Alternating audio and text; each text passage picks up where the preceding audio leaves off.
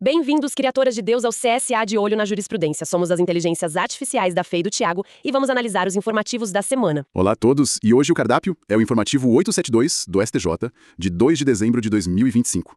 E olha, ele veio recheado. A gente vai passar por temas que vão, assim, desde erros dramáticos em reconhecimento de suspeitos, até discussões super técnicas sobre impostos e royalties de petróleo. Exato. É uma ótima fotografia de como o direito se move, né? E a nossa missão aqui é exatamente essa: destrinchar esses julgados, tentar entender o que está por trás de cada decisão e por que elas são, de fato, importantes. Vamos começar pelo campo criminal, que trouxe discussões bem fortes. Vamos lá. Base num reconhecimento fotográfico, só que o reconhecimento foi feito totalmente fora das regras do Código de Processo Penal. E o mais chocante é o efeito cascata disso. Pois é, a decisão menciona que ele já foi acusado em mais de 60 outros processos com base nessa mesmíssima falha inicial. É assustador. É um caso que ilustra de uma forma muito, muito dramática a importância de seguir o rito do artigo 226 do CPP. Sabe, o STJ reforçou uma posição que já vem defendendo, um reconhecimento que não segue o procedimento, tipo colocar a pessoa ao lado de outras parecidas, essas coisas. Exatamente isso. Se não seguir esse rito, a prova é nula. Ela não serve para condenar. E o ponto mais interessante é que eles dizem que repetir esse reconhecimento em juízo, depois, não conserta o erro original. Ah, porque a primeira identificação já contaminou a memória da testemunha, é isso? Perfeito. A primeira lembrança, mesmo que errada, se cristaliza. O tribunal diz que essa primeira identificação contamina todas as seguintes. Por isso, nesse caso, ele foi absolvido. E como você disse, já tinha sido absolvido em mais de 50 outros casos. É um alerta enorme. E na mesma linha de proteger o réu de um sistema que pode ser falho, teve outra decisão da sexta turma, né? Sobre a postura da juíza na audiência. Isso, também da sexta turma, um processo inteiro foi anulado porque a juíza assumiu uma postura de protagonista na audiência. Em vez de deixar as partes, acusação e defesa, fazerem as perguntas como manda o nosso sistema acusatório, ela conduziu tudo. Ela que fez as perguntas. Ela conduziu a inquirição, induzindo respostas, agindo quase como uma promotora. Mas isso quebra a imparcialidade, certo? O juiz não pode ser o acusador. Exatamente. O papel do juiz na colheita de provas orais deve ser, complementar. Sabe, para esclarecer pontos que ficaram obscuros. Não pode ser o papel principal. Quando o juiz assume a função da acusação, todo o equilíbrio do processo é destruído. O prejuízo para a defesa é claro nesse cenário. É presumido. Por isso, o ato foi anulado. A decisão é um recado bem direto sobre a importância da imparcialidade. Ok, saindo um pouco da fase de julgamento e entrando na execução da pena. Temos um tema repetitivo que tem força vinculante, né? Ou seja, vale para todo mundo. Isso, o tema 1347. A terceira sessão bateu martelo numa questão super prática. Um juiz pode determinar a regressão cautelar de regime de um preso, por exemplo, do semiaberto para o fechado, sem ouvi-lo antes caso ele cometa uma falta grave? E a resposta foi sim. Peraí, isso não soa um pouco como punir antes de ouvir a defesa? É uma preocupação válida, mas o ponto-chave aqui é a distinção que o STJ fez entre a regressão cautelar e a definitiva. A cautelar é uma medida de urgência, para garantir a ordem e a disciplina ali no momento. Entendi. É para evitar uma fuga ou algo assim? Exata. Já a regressão definitiva, que é a sanção pela falta, essa sim só pode ocorrer depois do procedimento completo, com direito à ampla defesa e à oitiva do apenado. Então são dois momentos diferentes. Faz sentido. E ainda na execução penal, duas decisões da quinta turma que eu achei bem interessantes. A primeira é sobre a progressão especial para mulheres gestantes ou mães. Sim. A lei veda esse benefício para quem integrou organização criminosa. A dúvida era se essa vedação se aplicava também para associação para o tráfico. E o STJ disse que não. Mas por quê? Para um leigo, parecem coisas muito próximas. Juridicamente, os conceitos são distintos. E aqui entra um princípio básico. A lei penal não pode ser interpretada de forma extensiva para prejudicar o réu. É o chamado princípio in malam partem. Se o legislador quis restringir, ele foi específico. Não cabe ao juiz ampliar essa restrição. Entendi. E a segunda decisão define a data base para calcular benefícios. Se uma pessoa foi presa preventivamente, depois solta, e só depois é presa de novo para cumprir a pena. O que vale a primeira ou a última prisão? O marco é a data da última prisão.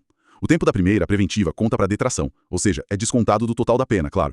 Mas para fins de calcular benefícios futuros, o que importa é o início do cumprimento ininterrupto da pena, sabe? Certo. Considerar o contrário seria como contar o tempo em liberdade como pena cumprida. Não faria sentido. Exatamente. E para fechar a parte criminal, bem rápido, a quinta turma discutiu o indulto presidencial.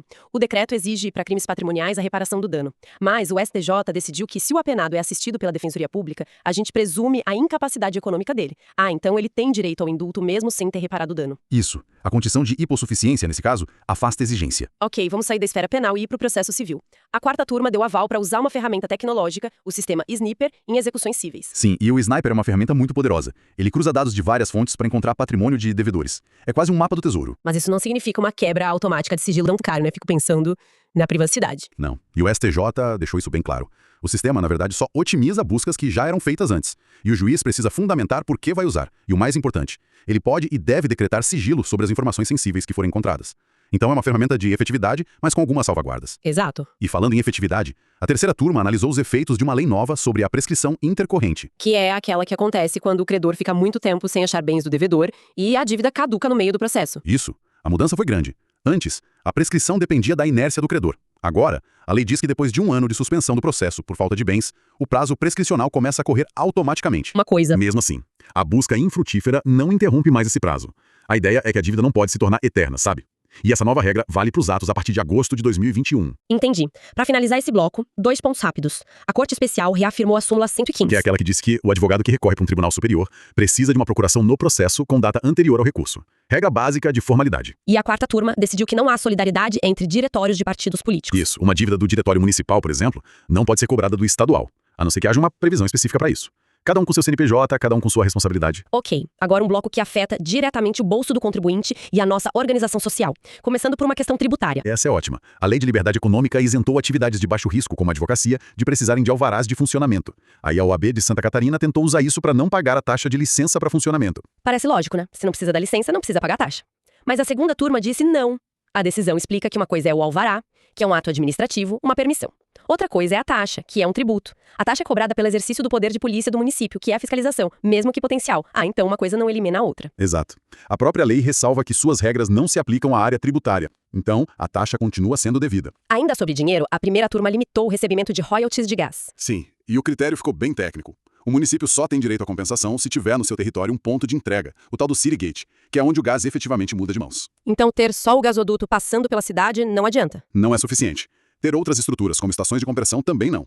O direito é de quem efetivamente recebe e distribui o gás. Certo. E em direito ambiental, a 2ª turma esclareceu o que é considerado área de preservação permanente, a APP, em Restinga. E a proteção não é para toda a vegetação de Restinga, viu? Ela se restringe a 2 situações. Uma faixa de 300 metros a partir da maré alta. E qual outra? E aquelas áreas de Restinga que têm a função específica de fixar dunas ou estabilizar mangues. É uma interpretação mais restritiva da lei. E para fechar, um caso bem sensível de direito de família. Disputa de guarda com indícios de violência doméstica. Sim, e a decisão foi sobre a competência do foro. A 2ª sessão priorizou o local onde a criança vive atualmente e tem seus vínculos. A mãe tinha se mudado com o filho para fugir da violência, e o STJ entendeu que o novo domicílio dela é o foro competente. Aplicando o princípio do melhor interesse da criança, imagino. Exatamente. E também do juízo imediato, aquele que está mais próximo da realidade da criança.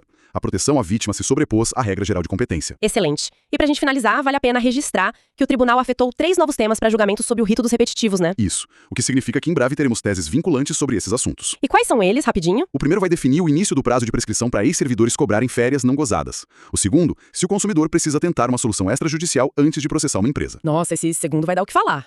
Muito. E o terceiro vai definir se, após a nova lei de improbidade, é necessário comprovar dolo específico em todos os atos, inclusive nos processos que já estavam em andamento. São temas de enorme repercussão. E assim a gente fecha a análise do informativo 872.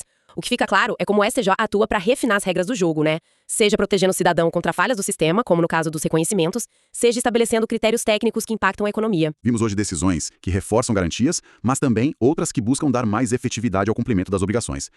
É um equilíbrio constante. A justiça, afinal, é feita desses detalhes técnicos que, no fim do dia, moldam a vida de todo mundo. Perfeito. E para quem nos ouve, fica uma reflexão final que une vários dos temas de hoje. A gente começou com reconhecimento falho, com a fragilidade da memória humana. Depois a gente viu o sistema Sniper, uma ferramenta tecnológica que parece super precisa. A pergunta que fica é, com a crescente incorporação de tecnologia no judiciário, será que a gente está criando ferramentas para uma justiça mais eficiente ou potencializando o risco de erros em massa, só que agora com uma aparência de precisão técnica? Uma excelente provocação. Algo para se pensar. Até a próxima análise.